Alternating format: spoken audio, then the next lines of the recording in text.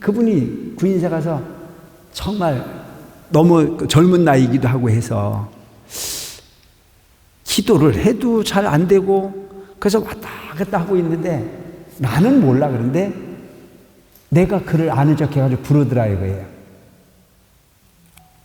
그 불러가지고 내가 먼저 당신 여기 왜 왔냐고 묻더래요. 난 그런 사람이 아닌데. 그래서 신기한 일이잖아요. 나는 그때만 해도 사람이 넘치게 많아가지고 누굴 특별하게 부르거나 그런 사람이 아닌데 그는 그렇게 기억을 해요. 스님이 불러서 뭐 때문에 왔냐? 이만저만해서 왔다. 큰 스님이 친견을 해라. 그 큰 스님이 친견을 지는 하려고 생각을 안 했는데도 나 때문에 했다 이거예요. 근데 큰 스님이 여쭤보니까 큰 스님께서 회사 이름을 하나 지어주더래요. 회사 이름을 묻지도 않았는데 회사 이름을 하나 지어서 가서 사업하라고. 그래가지고 회사 이름을 하나 받아가지고 갔더니 구인사 갔다 오니까 회사에서 뭐가 됐냐면 이제 그 사표가 처리가 됐대요. 그래서 그때부터 공장이 풀려가지고 지금은 수백 명 직원이 돌아가는 큰 회사로 돌아가고 있어요. 그 공장이 지금 여러 군데 있어요. 창원에도 있고, 여기 김해에도 있고, 저 그 천안에도 있고, 중국에도 있고, 뭐 공장 아주 회사가 잘 돌아가죠. 그러면서 하는 얘기가 뭐라고 얘기를 하냐면 깨달으신 분들은 그렇게도 도와주시더라. 이제 뭔 말인지 아시겠죠? 이게 일체지자예요. 상식으로 이해할 수 없는 부분이 내가 마음을 갖다 바쳐서 하다 보니까 그렇게 맞아떨어져서 일이 되더라.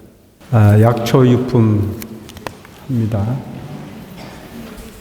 그때 세종께서 마하가섭과 대제자들에게 이르셨습니다. 훌륭하고 장하다 가섭이여, 여러의 참된 공덕을 잘 설하였도다. 참으로 그 말과 같느니라. 여러에게는 한량 없고 가없는 아승지수의 공덕이 있으니 너희가 설사 한량한 억겁을 두고 설할지라도 능히 다 설하지 못하리라. 열애의 공덕이라는 자체가 하도 크고 커서 뭐 이 중생의 모습으로서 아무리 설명을 해도 그 설명이 다 되지 않는다. 왜냐하면 우리는 한 육신이 만들어져서 한 육신이 살게끔 만들어준 부모의 은혜도 지중하잖아요. 근데 그 엄청난 부분 우리가 생각해보면 가슴에 사무치도록 감사한 일이지 않습니까? 이 세상의 은혜 중에 부모보다 더 큰 은혜가 없잖아요. 근데 그 부모가 주는 상식은, 그 상속은 육신과 모든 부분을 다 줬다라고 하더라도 영원합니까? 한시적입니까? 한시적이잖아요. 이 육신이 살아있을 때까지. 근데 부처님께서 주시는 상속은 어때요? 부처님께서 주시는 상속은 니르마라, 열반이라고 하는 부분의 정도를 상속을 줘도 엄청난 건데 뭘 상속을 주고자 했느냐? 안욕다라 산맥 삼보리를 주기로 했다. 부처를 상속한다는 얘기잖아요. 그래 어마어마한 부분을 상속을 했으니까 그 공덕이라는 자체는 우리가 그냥 한 육신이 살아서 한 육신의 그 소위 자식으로 살아서 그 부모의 은혜를 헤아릴 수가 없을 정도로 큰데 안욕다라 산맥 삼보리를 상속하는 부처님, 그거는 우리 생각으로는 우리 어떤 그런 그 소위 칭송으로 거듭 칭송을 해도 다 설명을 해낼 수 없다. 그래서 여기서 보면 너희가 설사 한량 없는 억겁을 두고 설할지라도 다 능히 설하지 못했다. 뭐를? 부처님의 가없는 은혜, 부처님의 공덕. 가섭이여 알지어다. 열애는 모든 법의 왕이니, 여기서 이제 모든 법의 왕이라는 자체는 법왕이라는 법왕. 요즘 가끔 보면 뭐 법왕이라고 하는 이야기를 하는 사람들이 있는데 법왕은 아무나 얘기할 수 있는 부분이 아니라 사실 부처님이라는 얘기예요. 법왕은 법왕이니 설하는 바가 다 허망치 않으리라. 부처님 말씀은 허망한 게 없어. 그래서 우리 이제 중생과 부처님이 차이가 있는 부분이 어떤 차이가 있어요. 우리는 진실을 이야기했는데도 불구하고 그 진실이 시간이 가면 진실이 아닐 때가 있어요, 없어요? 왜 그럴까요? 오늘 정답이었던 게 내일 아닌 경우도 있잖아요. 오늘 거짓이었던 게 내일 또 우연히 답일 때가 있어요, 없어요? 우린 그걸 갖고 뭐라고 그래요? 소가 뒷걸음질하다가 쥐잡았다. 그냥 우연히 내가 답을 구한 게 아닌데도 그냥 맞아 떨어지듯. 왜 우리가 그런 삶을 살 수밖에 없을까요? 알지 못하니까. 다 알지 못하니까.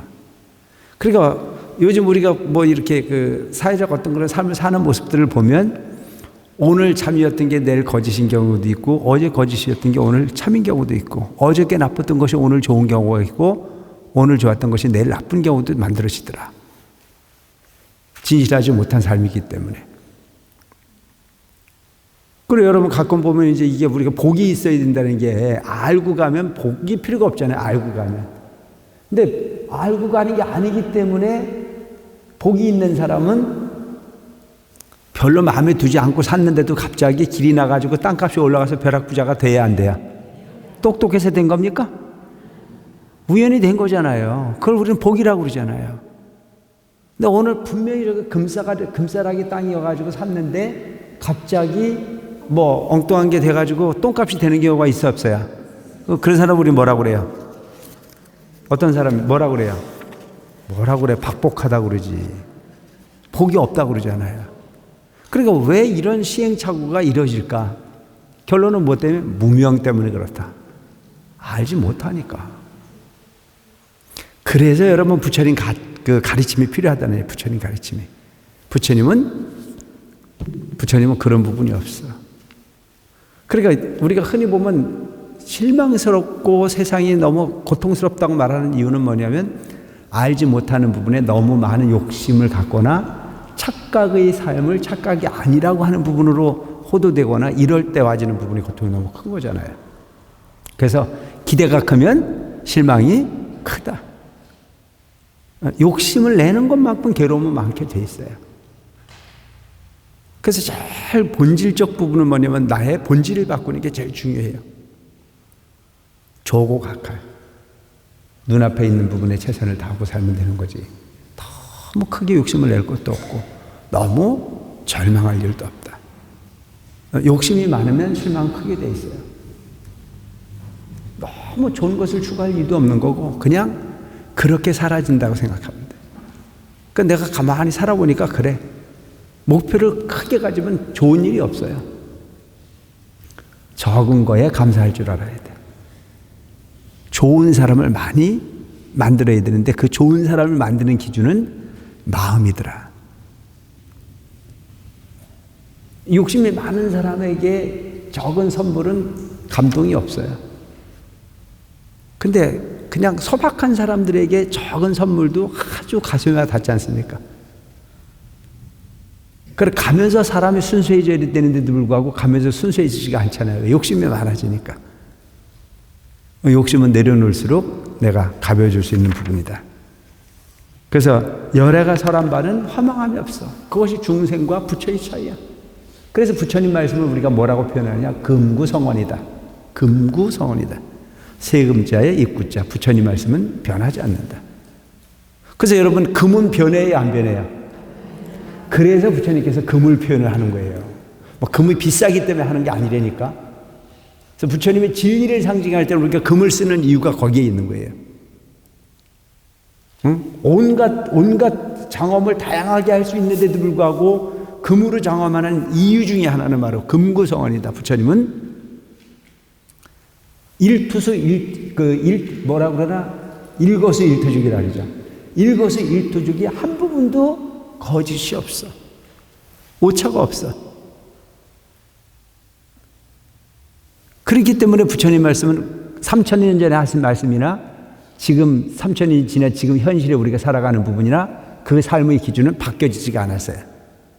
근데 사회적 환경으로 보면 얼마나 많이 변했습니까? 그렇죠? 근데 사람이 사는 본질은 바뀌었습니까? 안 바뀌었습니까? 여기서 나오는 거 보면 뭐 끊임없는 질투와 끊임없는 갈등과 이런 부분들이 만연하는 게 중생의 삶이라고 하는 부분을 딱 표현하지 않습니까? 생, 노, 병, 사, 애별이고 원죄이고 오음선고 구부독고 그대로잖아요. 3000년 전에 부처님께서 말씀하신 부분의 내용을 보면 이 세상의 모든 중생은 다 괴롭다 이렇게 표현을 해요. 무엇이 괴로운 거냐? 나고 늙고 병들고 죽는 거다. 그때도 그러했는데 지금도 그것 때문에 우리가 고민을 합니까 안 합니까? 그것 빼고 삶이 있어요 없어요? 그럼 여러분 생로병사라고 하는 부분은 당연하다고 여기는데 이 생로병사에 뭐가 희노애락이 다 들어가 있지 않습니까? 희노애락이 거기 다 있어요. 나고 늙고 병들고 죽는 거. 요거 잘하려고 온갖 고민을 다 하는 거 아니에요? 안 그런가요? 그러니까 얼마나 기가 막힌 부분이란 말이에요. 3000년 전에도 모든 생명은 모든 중생은 생로병사가 가장 큰 문제였고 지금 로켓가 달나라를 가고 얼마나 편리한 세상이 됐어.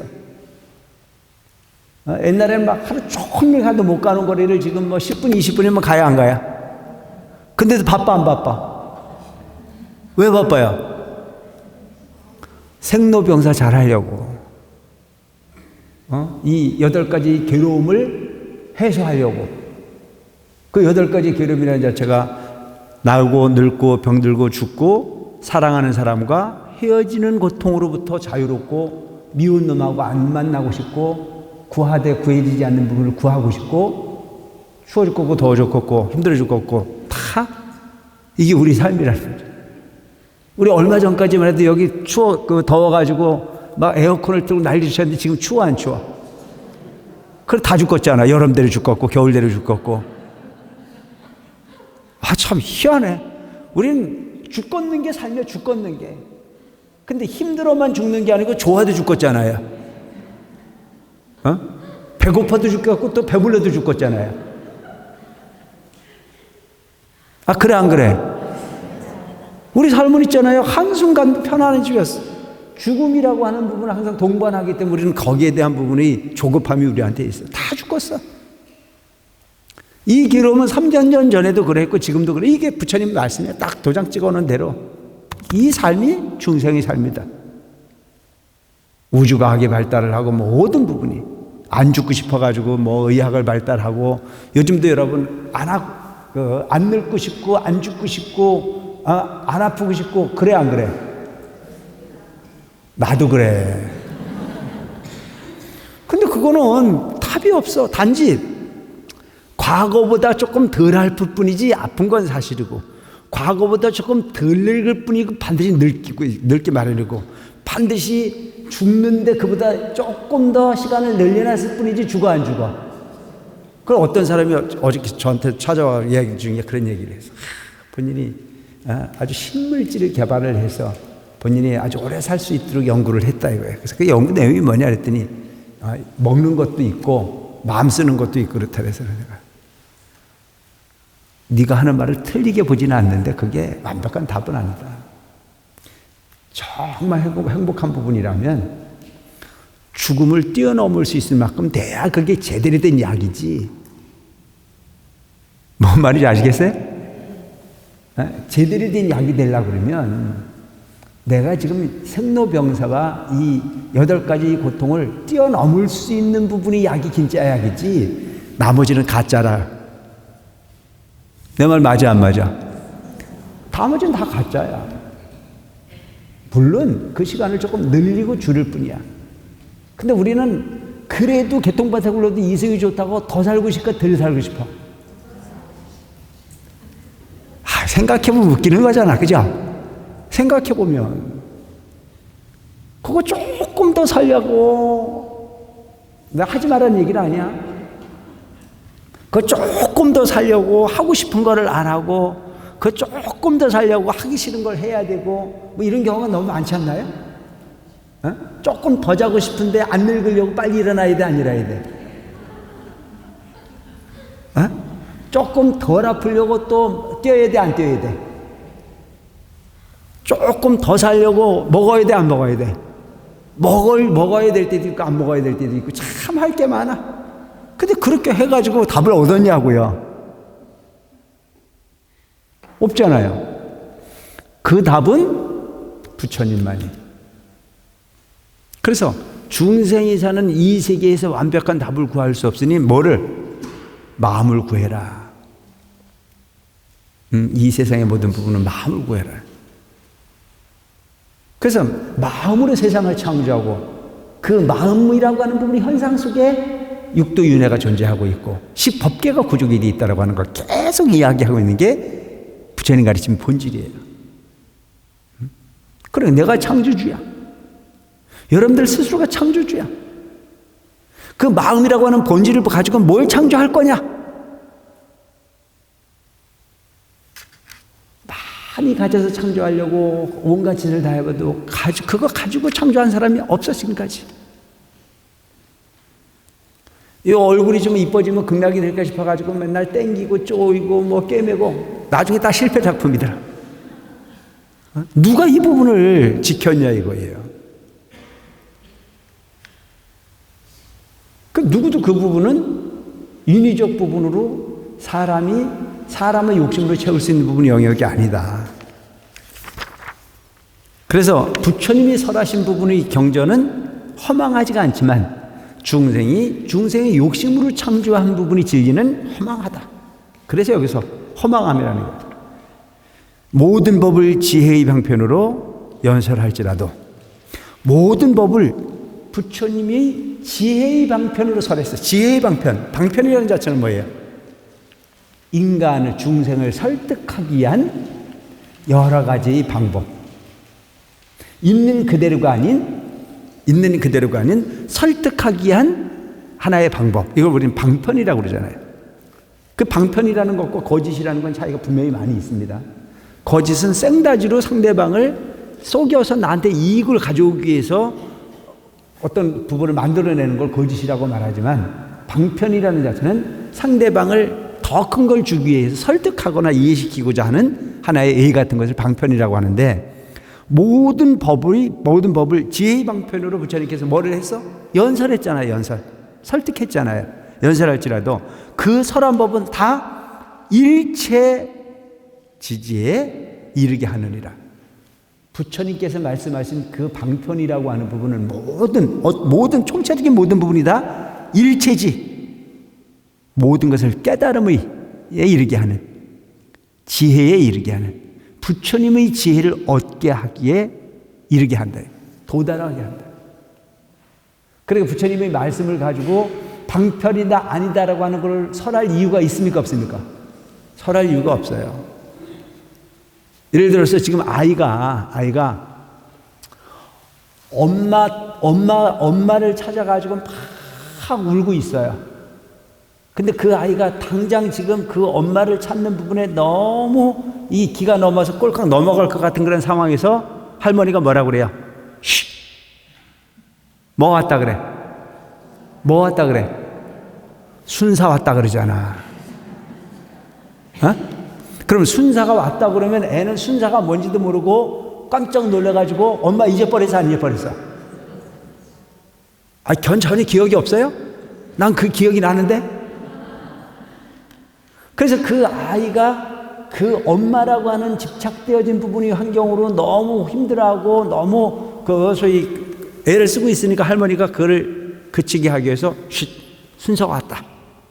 그럼 엄마를 잃어버리고 순사가 뭔가 싶어가지고 얘가 마음을 딱 바꿔서 울음을 그쳐요.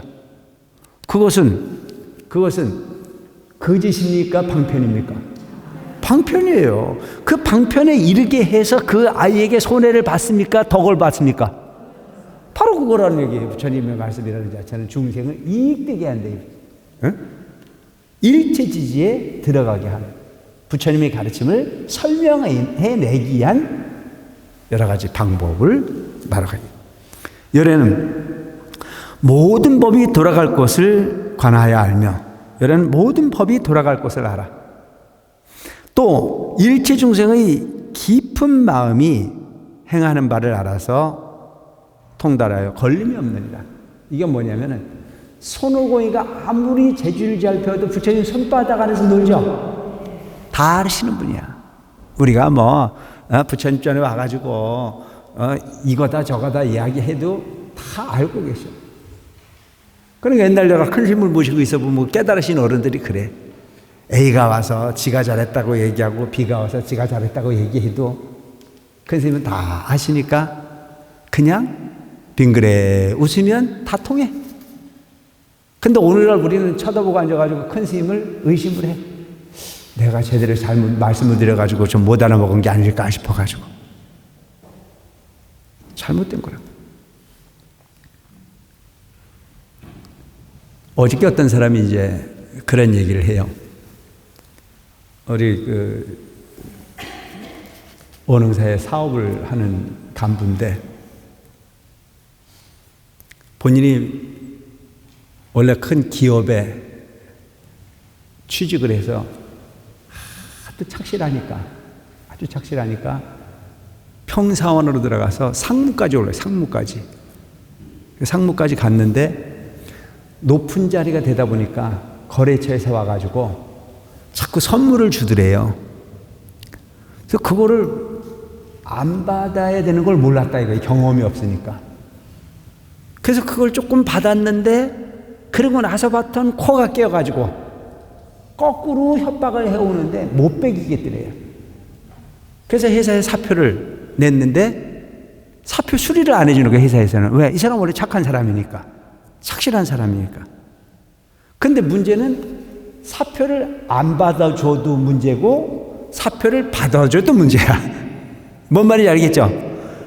사표를 안 받아주면 거래처에 그 과거의 어떤 일로 인해 가지고 본인이 오가도 못하는 어려움에 처해 있고, 사표를 받아주니 먹고 살 일이 막막한데 방법이 없다. 그래서 너무 답답해가지고 그분이 간 데가 어디냐면 구인사를 간 거야. 구인사를 갔는데 그때가 이대 종정 스님이 계실 때예요. 그때 내가 큰 스님을 모시고 있을 때거든요. 그분이 구인사 가서 정말 너무 젊은 나이기도 하고 해서 기도를 해도 잘 안 되고 그래서 왔다 갔다 하고 있는데 나는 몰라. 그런데 내가 그를 아는 척 해가지고 부르더라 이거예요. 그 불러가지고 내가 먼저 당신 여기 왜 왔냐고 묻더래요. 난 그런 사람이 아닌데. 그래서 신기한 일이잖아요. 나는 그때만 해도 사람이 넘치게 많아가지고 누굴 특별하게 부르거나 그런 사람이 아닌데 그는 그렇게 기억을 해요. 스님이 불러서 뭐 때문에 왔냐? 이만저만해서 왔다. 큰 스님 친견을 해라. 그 큰 스님 친견을 지는 하려고 생각을 안 했는데도 나 때문에 했다 이거예요. 근데 큰 스님이 여쭤보니까 큰 스님께서 회사 이름을 하나 지어주더래요. 회사 이름을 묻지도 않았는데 회사 이름을 하나 지어서 가서 사업하라고. 그래가지고 회사 이름을 하나 받아가지고 갔더니 구인사 갔다 오니까 회사에서 뭐가 됐냐면 이제 그 사표가 처리가 됐대요. 그 처리가 됐는데 할 줄 아는 부분은 그 회사에서 하는 일밖에 모르잖아요. 그 회사에서 하는. 근데 그런데 우연히 누가 공장을 하나 저희 가게에 만들었는데 혼자 쓸 수 없으니까 같이 쓰자 해가지고 가서 그 회사를 해가지고 그 본인이 있었던 그 회사에 사장한 본인을 착실하게 봤으니까 가서 일 좀 달라고 그러니까 일을 주더래요. 그래서 거기서 시작을 해갖고 일을 하기 시작을 한 거예요. 그래서 온 가족이 다 참여를 해가지고 공장을 돌리고 그런 사업을 하기 시작해가지고 자기가 다녔던 회사에 납품을 하기 시작해서 사업을 이제 늘리기 시작했는데 어느 정도 될만 해가지고 시골에 있던 공장을 시내로 가지고 들어왔는데 뭐가 왔냐면은 그 IMF가 온 거예요. 그러니까 IMF가 오니까 할 게 없잖아요. 그러니까 IMF가 오고 난 이후에 직원들은 다 내보낼 수는 없고 월급은 줘야 되는데 일거리는 없고 맨날 놀고 앉아가지고 직원들도 할 일이 없으니까 모여가지고는 맨날 뭐 이렇게 이제 그 소위 말하는 재미 삼아서 하는 게임이나 하고 오락이나 하고 뭐 그런 거나 하고 있는 상황에서 가만히 생각해 보니까 그래서는 안 되겠다 싶어가지고 재료는 내가 사줄 테니까 너희들이 집에서 필요하거나 마을에서 필요하거나 뭔가 필요한 게 있으면은 만들어 가라. 놀지 말고 집에서 농사 짓는데 필요한 게 있어도 만들어가고 부엌에서 필요한 게 있어도 만들어보고 다 만들어봐라. 그래서 그걸 시켰다니. 그러니까 빈 공장이 갑자기 물건은 대주고 뭔가를 만들으라고 이야기를 하고 만드는 부분에 네가 만들 줄 모르면 내가 그림이라도 그려주고 설계 도면을 만들어줄 테니까 그리라고 그러니까 직원들은 일거리가 생겼어요? 안 생겼어요? 일거리가 생기는데 그걸 만들어가지고 나한테 갖고 오라고 하는 게 아니고 만들어가지고 가져가라니까 좋아요, 안 좋아요? 그러니까 대한민국은요, 재밌는 게 그거예요. 돈 내기 네 거 가져가라니요. 서로 만들려고 그러거든요. 그러니까 그 공장이 조용히 했던 공장이 그냥 망치 소리가 끊이지 않게 막 돌아가고 나니까 삼성 쪽에 누군가가 갑자기 외국에서 발주를 해온 부분이 물건을 다 공장이 문을 닫고 있으니까 맡길 데가 없으니까 유일하게 망치 소리 나는 그 공장을 찾아와 가지고 우리 갑자기 지금 외국에 발주 들어온 물건이 있는데 이런 물건 만들어 줄 수 있냐고 묻더래요. 그러니까 이 사람은 만들어 본 일은 없는데 그동안 그림만 그려주면 다 만들 수 있도록 연습을 해놨던 직원들이니까 가능하다 싶은 생각이 들어가지고 할 수 있다고. 그러면서 하는 얘기가 뭐냐면 할 줄 몰라도 할 수 있다고 그래야죠. 일거리가 없는데. 그래서 그때부터 공장이 풀려가지고 지금은 수백 명 직원이 돌아가는 큰 회사로 돌아가고 있어요. 그 공장이 지금 여러 군데 있어요. 창원에도 있고, 여기 김해에도 있고, 그 천안에도 있고, 중국에도 있고, 뭐 공장 아주 회사가 잘 돌아가죠. 그러면서 하는 얘기가 뭐라고 얘기를 하냐면, 깨달으신 분들은 그렇게도 도와주시더라. 이제 뭔 말인지 아시겠죠?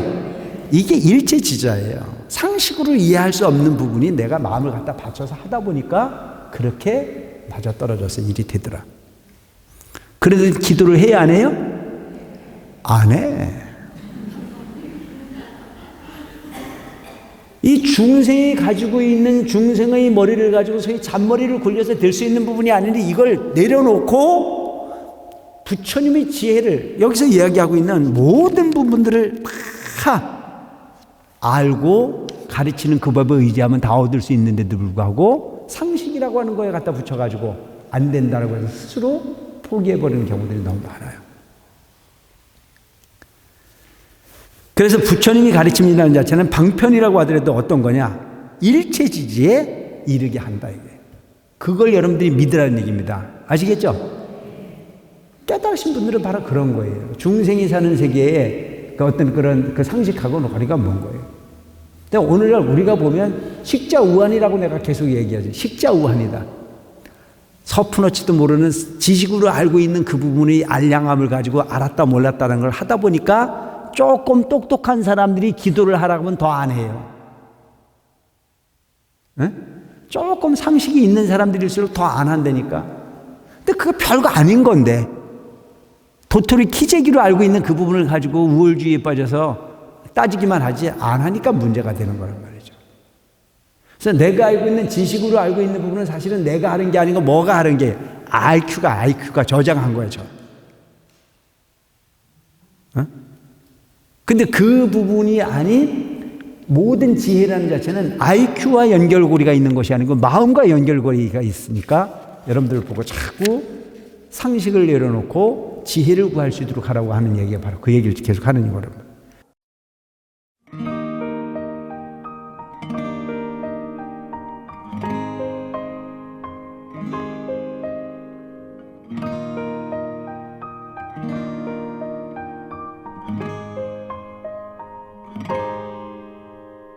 구름 가득 몰려와 온 세상에 비 내리니 가지가지 풀과 나무 나름대로 커가듯이 부처님의 설법 소리 온 세상